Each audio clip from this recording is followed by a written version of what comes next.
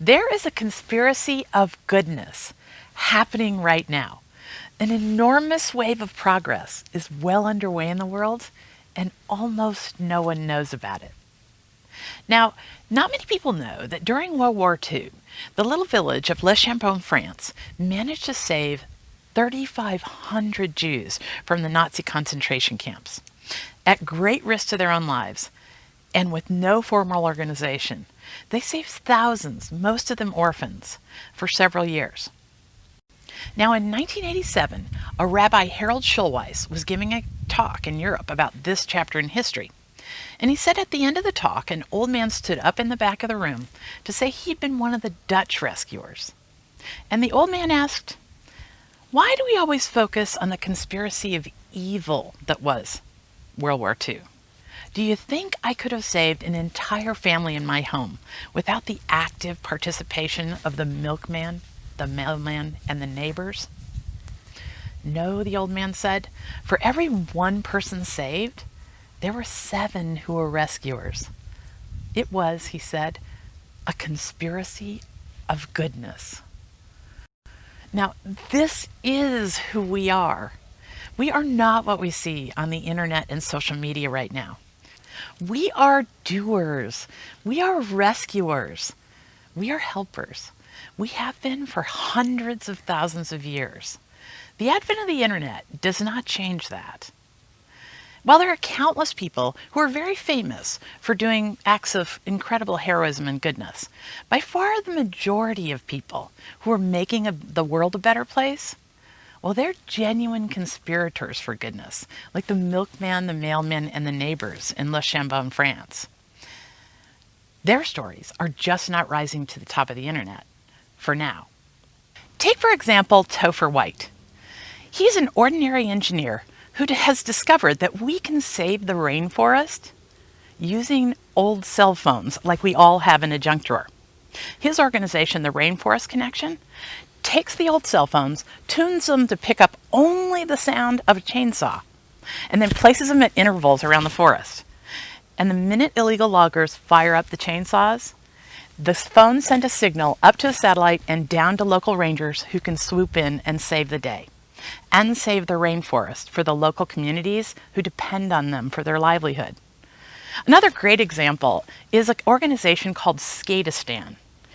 So that story starts with a wonderful Australian researcher named Oliver Perkovich, who wound up in 2007 in Kabul, Afghanistan. And he looked around himself and realized that 75% of the population were under the age of 25, and no one was investing in this group after decades of war. So he looked at the problem carefully and the resources at his disposal and decided there was something that he held dear that might hold an answer: skateboards. Oliver realized that no one had banned skateboarding yet. So he swooped under the radar screen and started an enormous community, all focused on educating girls and street children who might never have a shot at a nice future. Skateistan grew so fast that in 10 years they had similar programs up and running in Cambodia and Africa. And have you heard of a wonderful thought leader named Daniel Kish?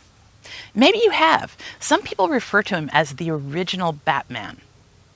You know, Daniel got that moniker because he lost both his eyes as a baby and taught himself to see with sound. Part of the brain that was going to be devoted to sight repurposed itself, and now he uses a kind of natural sonar like bats and dolphins to create mental images of the world around him. Daniel's organization, Visioneers.org, has taught this technique to thousands of people in 40 countries. Daniel can ride a bike. Now, I tell you, his story just kicks down the door on what we might all think is impossible.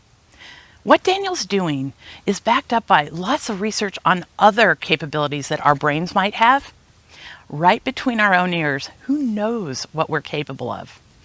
I mean, these kind of stories go on and on. Scientists have discovered that trees are talking to each other, and doctors are using virtual reality instead of anesthesia.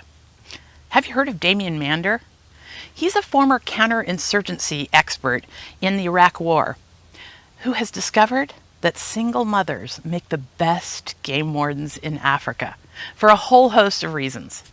And they are changing conservation in ways that will be portable all around the world, saving endangered species. It makes my heart soar to know these stories. Why aren't we hearing this in the news and on the internet? I don't think it's a lack of goodness in the world. I think it's a lack of awareness. Because the earliest kinds of selflessness and good intention is always quiet. And for now, those stories are just not making it to the top of the internet. So if you feel like it's all too crazy, too much to tackle, like we can never rein the internet in, I'd like to offer you a different perspective. Experience tells me that the internet is only a slice of reality. A more complete picture of our world and each other would include countless ordinary people making the world a better place in all kinds of ways, large and small. And for now, their stories just aren't rising to the top because the internet has become an attention economy. Nothing else matters there. In fact, the last 20 years, the internet has been designed to completely capture and hold our attention. And to do that, they've designed, especially social media, to trigger some of our most primitive and irresistible emotions, like fear, anger, and scarcity. What we have now is an internet functioning like a toddler running with scissors.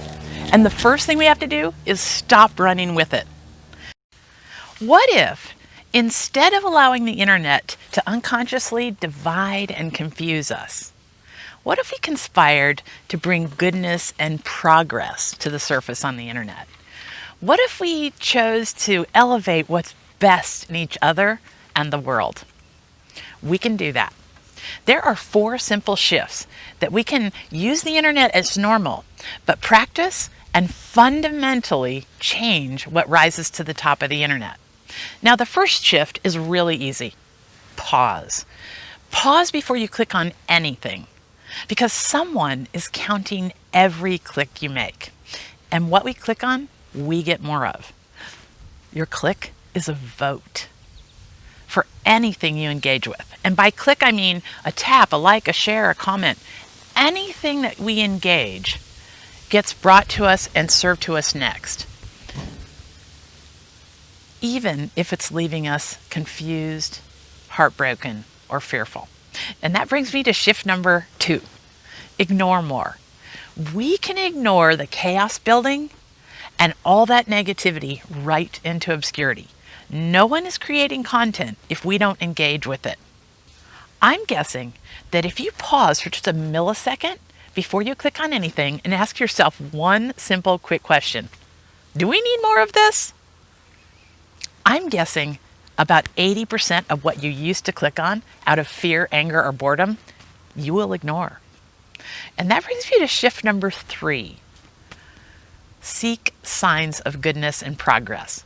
For now, the internet will not bring it to you. It's not built that way. But if you do the first 2 shifts, pause and ignore more, eventually signs of goodness and progress will start popping up everywhere for you. And that brings me to the 4th shift. Share signs of goodness and progress. Content creators are paying very close attention to what we share. And the internet is now built to amplify that. We can use that to open a new era.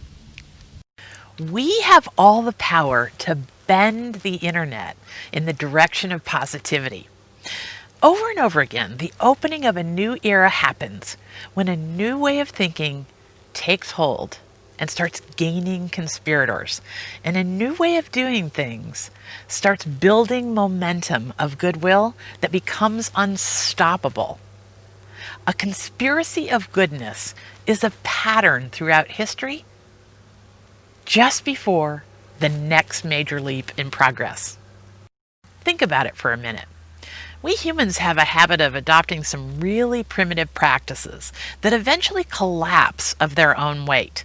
Think about things like gladiators fighting to the death in the Colosseum, slavery, child labor, not allowing women the right to vote. All those practices made perfect sense to many until one day they didn't.